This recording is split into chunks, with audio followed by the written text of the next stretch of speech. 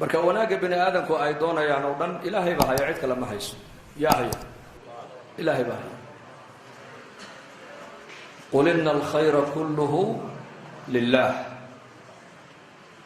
biyadihi alkhayr wa huwa ala kulli shayin qadiir. khayr oo dhan gacanta ilaahay buu ku jiraa, gacan kale kuma jiro. bini aadamkuna maadaamuu khayr doonaayo, khayrku meesha uu yaalay caqligiisa ku garan kari maayo. lidaalika ilaahay jalla wacala bini aadanka bashariyadda caqligooga kuma dayna, cilmi baa ilaahay soo raaciyay. cilmi kutub anzala alkutub wa arsala alrusul raxmatan minhu jalla wacala. ilaahay jalla wacala isagoo bini aadanka u naxariisanaya oo khayr la damacsan oo khayr la doonaya ayaa ilaahay bini aadanka wuxuu u soo dejiyey kutub. ergana ilaahay jalla wacala waa soo diray ergo rusul. markaasaa bini aadanka la leeyahay khayr ma rabtaa, rususha raaca.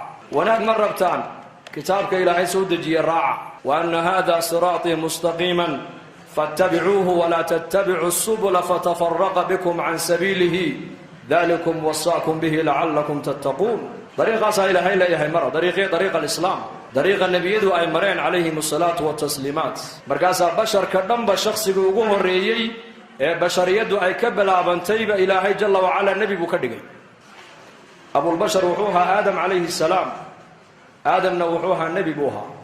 nebi lama dhihin maaragtaane wasiir buu ahaa, lama odhan boqor buu ahaa, lama odhan baylood buu ahaa, lama odhan taajir buu ahaa, lama odhan maaragtaane injineer buu ahaa. laakiin nebiy aadam calayhi salaam wa kaana nebiyan. aadam calayhi salaam nebi buu ahaa. nebina waa maxay sifadiisu? ilaahay inuu adeeco mooyaane shahawaadkiisa iyo naftiisa nebiguma adeeco.